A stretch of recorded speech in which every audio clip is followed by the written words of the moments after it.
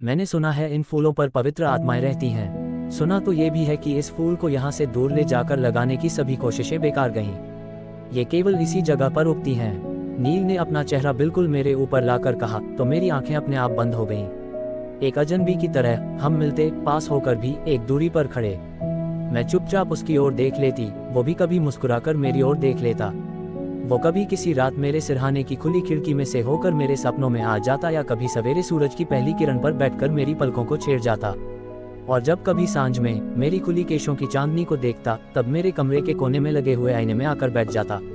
मेरा अतीत कभी कभी मेरे वर्तमान से मिलने आता है। आज सुबह भी जब अपने छोटे से चेहरे को हाथ के बुने रंगीन पहाड़ी ऊन के स्कार्फ से कसकर बांधा और फिर झिझकते हुए कोहरे से धुंधले पड़ गए दर्पण को साफ किया, वो एक पल को मुस्कुरा दिया। वो आया और चला गया। मैंने देखा सामने एक ऊँघता हुआ, गंभीरता के बोझ से झुका हुआ मेरा आज। 50 साल का हो जाना बुरा नहीं करता, 50 बार यह बात याद दिलाया जाना कर देता है।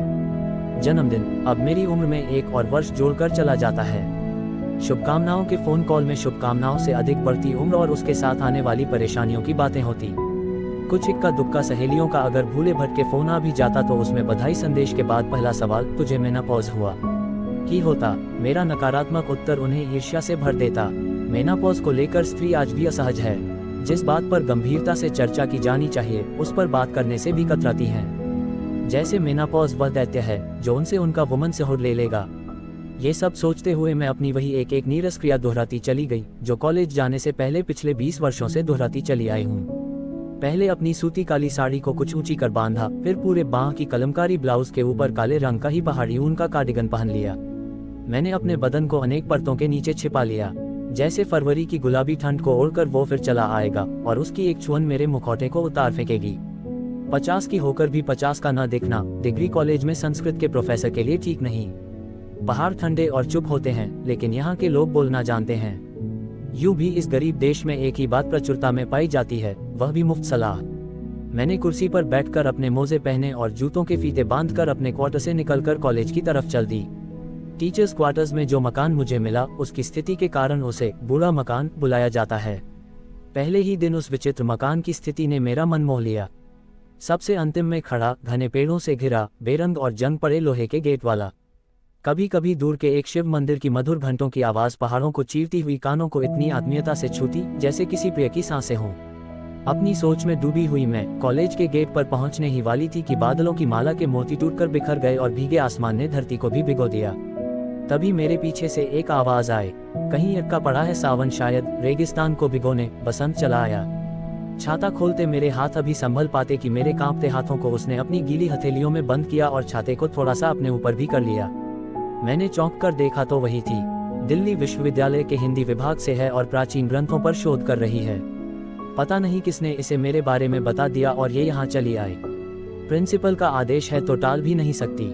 मुझे ये लड़की बिल्कुल पसंद नहीं। कम बोलने वाली हूँ तो शायद इसका अधिक बोलना चुभता है। मैं मुस्कुराती हूँ, हंसती तो शायद कभी नहीं, और ये एक बार हंसना शुरू कर दे तो चुप ही नहीं होती। इसका रूप जैसे किसी ने बड़ी मेहनत से काले चमकदार पत्थर को तराश कर बनाया हो।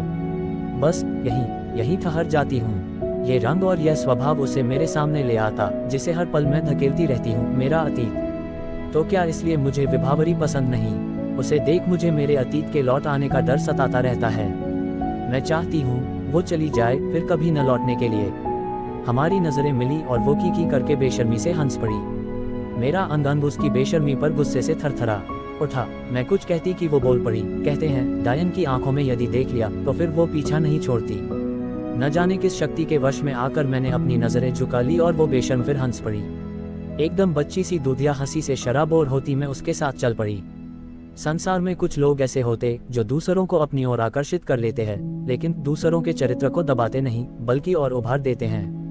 विभावरी भी कुछ ऐसी ही लगी मुझे। हालांकि मैं उससे दूर रहने का ही प्रयास करती। पानी बरसकर रुक गया। हवा के पंख लगाकर बादलों ने उड़ना शुरू कर दिया। पेड़ों की पत्तियों को छूकर गिरती पानी की बूंदें अभी भी बारिश के होने का भ्रम दे रही थीं। तभी मेरे स्टाफ रूम में कई रंगीन चिड़ियां एक साथ घुस आईं। आपस में चुहल करती वे प्रोफेसर्स तो बिल्कुल नहीं लग रही थीं। उनके बीच इंद्रधनुष के रंगों वाली शिफॉन की साड़ी में खड़ी विभावरी नीलकंठ पक्षी लग रही थी। उस पक्षी का विचार आते ही मैं कांप गई। आज इस नाम को न जाने कितने वर्षों बाद लिया। नील, बिना एक भी पल रुके मैं वहां से निकलने को हुई कि विभावरी सामने आ गई। बोली, रैना मैम, चलिए आज आपको पढ़ते हैं।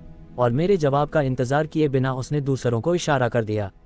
वे सभी झिझकती हुई मेरे पास आ गईं, लेकिन मुझे वहां नहीं रुकना था। नहीं रुकी। शनिवार की सांझ मैं सारा दिन स्केच करती रही। फिर न जाने क्या हुआ, अधूरा स्केच वहीं छोड़ बाहर बरामदे में निकल आई। चांद निकल आया है। चारों ओर फैली पूर्णिमा दूधिया रोशनी से अछूता मेरा मकान नींद से बोझिल ऊँघ रहा। दूर कहीं से लता की आवाज पत्तों से छनकर आ रही, रहना बीती जाए, शाम ना आए। उफ, आज क्या सभी मुझे मिलकर अतीत की बाहों में डाल ही देंगे। जब पहली बार देखा उसकी रैगिंग हो रही थी। अक्सर ऐसी घटनाओं को देखकर आगे बढ़ जाया करती, पर उस दिन नहीं बढ़ पाए। उस सांवले चेहरे की निर्मलता ने मेरे कदमों को पहले बांधा और फिर उसकी दिशा में मोड़ दिया। मेरे कहने पर रैगिंग कर रहे ग्रुप ने उसे छोड़ दिया। कॉलेज के वाइस प्रिंसिपल की बेटी होने का इतना तो फायदा मिलता ही है। मैं थोड़ा आगे बढ़ी तो लगा कि कोई पीछे चल रहा।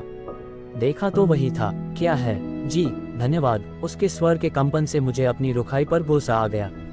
कोई बात नहीं, मैंने हंसकर कहा, तो जैसे तेज हवा से उड़ते उसके कमजोर मन पर किसी ने पेपरवेट रख दिया।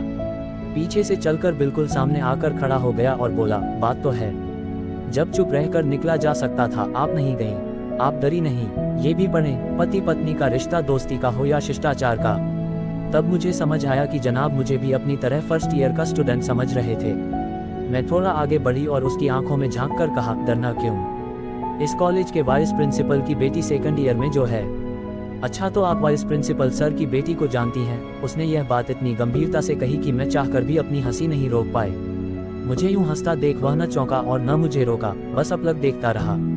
बाद में सब बातें जानकर भी इतना ही बोला, भूल तो आपकी ही है मैम, जो बात फर्स्ट पसंद में कहनी थी आपने थर्ड में कही। नील आया तो हिंदी पढ़ने और शीघ्र ही अपनी प्रज्ञा से सूर्य बन पूरे कॉलेज में चमकने भी लगा। लेकिन कब और कैसे मेरा साया बन गया यह न उसे पता चला न मुझे। 1 साल जूनियर और विषय अलग होने के बावजूद पता नहीं कैसे लगभग मेरे हर ब्रेक में वो मेरे पास होता। उसके हाथ में सदा एक डायरी होती जिसमें वो कुछ न कुछ लिखता रहता। न कभी उसने प्रपोज किया और न मैंने हाँ कहा, लेकिन हमारा रिश्ता निकट बैठ जाने की सहजता से शुरू होकर बाहों में भर लेने से होता हुआ मेरे पोस्ट ग्रेजुएशन के फाइनल ईयर के समाप्त होते तक अंतरंग हो गया। कॉलेज का हिंदी और संस्कृत विभाग मणिपुर की ट्रिप पर जाने वाला था।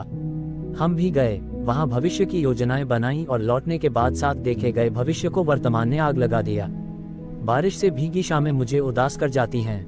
लौटकर सोफे पर बैठी और थोड़ी देर में ही पलकें भारी होने लगी कि तभी दरवाजे पर तेज दस्तक हुई। मैंने उठकर दरवाजा खोला और सामने भीगी विभावरी को देखकर चौंक गई। मेरे भीतर बुलाने की राह भी उसने नहीं देखी, खुद ही अंदर आ गई और बोली, मैम कॉफी बना लेते हैं। अतिथि का स्वयं ही मेजबान बन जाना चुभा। मन तो किया कि मना कर दूं, पर करती तो तब जब वो पूछती। वो तो मेरी रसोई। मैं यूं घुस गई जैसे वर्षों से यहीं रहती आई हो और बना भी लाए। कॉफी का पहला घूंट भरते ही उसके स्वाद के प्रभाव में मेरा क्रोध अंतर्ध्यान हो गया और मुंह से निकला, तुम कॉफी अच्छी बनाती हो विभावरी, और आप पेंटिंग। उसकी इस बात ने मुझे चौंका दिया, क्योंकि यहाँ कोई नहीं जानता कि मैं पेंटिंग करती हूँ। इसलिए तुरंत पूछा, तुम्हें किसने बताया कि मैं पेंटिंग करती हूँ? आपकी पेंटिंग ने। अच्छा, कहाँ देख ली मेरी बनाई पेंटिंग? सामने की दीवार पर टंगी तो है। आपकी बनाई वो लड़की जिसे देख ऐसा लग रहा जैसे बहुत देर चलकर थक गई और घास पर बैठ सुस्ता रही है। पर ये कैसे जाना कि वो पेंटिंग मैंने बनाई है? वहाँ कोई नाम तो लिखा नहीं। मेरी इस बात पर वह मेरे सामने से उठी और पेंटिंग के नीचे बाईं तरफ बने एक छोटे से गुलाबी फूल, जिसे अक्सर लोग अनदेखा कर देते हैं, पर हाथ रखकर बोली, है तो आपका नाम शिरुई लिली। मुझे जैसे किसी ने वहां से उठाकर मेरे अतीत में फेंक दिया। वहां जहां मैं और नील बैठे थे, मणिपुर के शिरुई हिल पर, इन्हीं गुलाबी फूलों के बीच। और वो कह रहा था, जानती हो रैना, छाया पसंद करने वाले इन फूलों का रंग गुलाबी लगता तो है, पर माइक्रोस्कोप से देखने पर इनमें 7 रंग दिखाई देते हैं। मैंने हंसकर कहा था, फिर तो इनका रंग इंद्रधनुषी हुआ। उसने मुझे बाहों में भरकर चूम लिया। मैं लजाकर फूलों पर ही लेट गई और आसमान की ओर देखते हुए बोली, मैंने सुना है इन फूलों पर पवित्र आत्माएं रहती हैं। सुना तो ये भी है कि इस फूल को यहाँ से दूर ले जाकर लगाने की सभी कोशिशें बेकार गईं। ये केवल इसी जगह पर उगती हैं। नील ने अपना चेहरा बिल्कुल मेरे ऊपर लाकर कहा, तो मेरी आंखें अपने आप बंद हो गईं। जब मेरी बंद आंखों को चूमकर उसने कहा, तुम्हारी तरह इस फूल को भी अपने ऊपर किसी तरह का बंधन स्वीकार नहीं। तब मेरे कांपते होंठों ने जवाब दिया, अगर मैं हूँ शिरुई लिली तो तुम हो शिरुई हिल, जिससे बिछड़कर शिरुई मर जाएगी। तब वो मेरे कानों में फुसफुसाया था, मेरी शिरुई लिली तुम। मैम अतीत से लौट कर आई तो देखा विभावरी मेरे चेहरे पर पानी के छींटे डाल रही है। मैं शायद बेहोश हो गई थी। हमारी दृष्टि मिली और मैंने पूछ ही लिया, इतना तो जान ही गई हूँ कि रैना के जीवन में विभावरी यूं ही नहीं आई है। कौन हो तुम? उसने कांपते कंठ से ऐसे नील और वह वसु की बेटी कहा जैसे वर्षों के प्रयास के बाद भी बोल नहीं पा रही हो। शरीर में जैसे बिजली का कट दौड़ा और मैं उठ बैठी। नहीं जानती ऐसा नील का नाम सुनने के कारण हुआ या उसका नाम किसी और के साथ सुनने के कारण। उसके बचपन की दोस्त वसु अब उसकी पत्नी है। खुद को संयत कर मैंने कहा, मणिपुर से लौटते ही मैंने पापा को नील के बारे में बताया, ये भी कि हम सगाई करना चाहते हैं। नील पसंद था पापा को, कौन नहीं करता उसे पसंद। नियति, विभावरी ने कहा तो मैंने उसे चौंक कर देखा। उसने अपनी बात पूरी की, नियति नहीं पसंद करती पापा को शायद। तभी इससे पहले कि आपके बारे में वे किसी को बताते मेरी मम्मी का सच सामने आ गया और उन्हें मेरी मम्मी से शादी करनी पड़ी। मतलब मुझे कुछ समझ नहीं आया। वह अपने बाएं हाथ से अपनी गर्दन को हल्का हल्का दबाते हुए बड़ी कठिनता से बोली, मम्मी के कुछ न्यूड फोटो मोहल्ले में सर्कुलेट हो गए थे। वह किसी शादी में गई थी जहां के चेंजिंग रूम में एक फोटोग्राफर ने छुपकर वो फोटो ले ली। बाद में वो पकड़ा गया, लेकिन तब तक लगभग सभी को पता चल गया। आप तो हमारे समाज को जानती ही हैं। बात छुपाने के लिए मम्मी पर उसी क्रिमिनल फोटोग्राफर से शादी करने का दबाव डाला जाने लगा। मम्मी तो शायद अपनी जान ही दे देती और मैं कभी जन्म नहीं लेती अगर नील ने शादी का प्रस्ताव न रखा होता। मैंने विभावरी की बात को पूरा किया और उसे गले लगाते हुए कहा, फिर तो जो हुआ अच्छा हुआ, दुनिया तुम्हारे बिना थोड़ी कम सुंदर है। मेरी इस बात पर वह हंसी तो जरूर, लेकिन अभी भी जैसे कुछ रह गया हो। कुछ सोचकर मैंने पूछा, इतने सालों बाद नील ने तुम्हें यहाँ क्यों भेजा है? उसने धीरे से जवाब दिया, मुझे पापा ने नहीं मम्मी ने भेजा है। क्यों? आप तो जानती होंगी कि पापा डायरी लिखते थे। इस शब्द ने जैसे मुझे पहाड़ से नीचे धकेल दिया। विभावरी संभाल न लेती तो मैं भूमि पर तेज गिरती। मुझे पानी पिलाते, आंसू पोंछते वो बताते गई कि कैसे नील ने परिवार और वसु के सामने मुझे भुला दिया। यहाँ तक कि मेरे मन में भी अपने लिए क्रोध भर गया। लेकिन अपनी डायरी में न केवल मुझे याद करता रहा, बल्कि कल्पनाओं में मुझसे प्रेम भी किया। लंबी चिट्ठियां, कविताएं, लेकिन शिरुई फूल के बिना शिरुई हिल धीरे धीरे बंजा होने लगा। कब तक स्मृतियां उसे हरा रखती। और एक दिन वह वास्तव में मर गया। दुनिया ने कारण बताया हार्ट फेलियर। वैसे सही तो ये कारण भी है। जाते जाते उसने इन डायरियों को मुझे देने का अनुरोध वसु से किया और अब वह इन्हें प्रकाशित कराना चाहती है। इसी सहमति के लिए विभावरी मुझे खोजते हुए यहाँ आए। क्या मैं पहले एक बार उन्हें पढ़ सकती, उन अक्षरों को छू लेती? मैंने झिझकते हुए कहा तो विभावरी बोली, किताब की प्रूफ रीडिंग आप ही करेंगी और उसका कवर पेज भी आपको ही बनाना है। इस पर मैं कुछ नहीं कह पाई, निचले होंठ को दांतों से दबा लिया। उसने मेरी आंखों के जंगल में एक जलप्रपात देखा तो उसके पानी को अपनी मुट्ठी में भरते हुए बोली, पापा कहते थे विभावरी एक तारों वाली रैना है। अगर हमारी स्टोरी अच्छी लगी हो तो हमारे चैनल को जरूर सब्सक्राइब कर दें और एक लाइक भी कर दें।